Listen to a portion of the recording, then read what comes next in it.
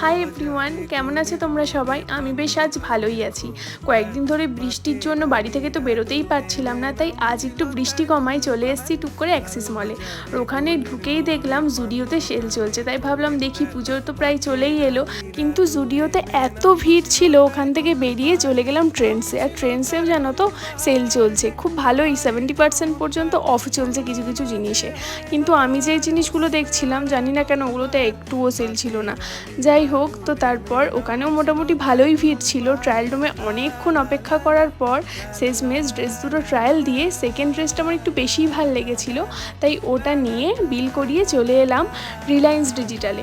ভাবছি একটা micro oven নেব, তাই দেখতে গিয়েছিলাম কেমন কি মডেল বেরিয়েছে।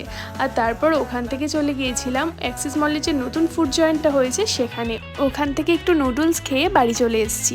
তো চলো, আজকের মতো এটুকুই। চলে আসবো আবার কোনো নতুন ভিডিও নিয়ে।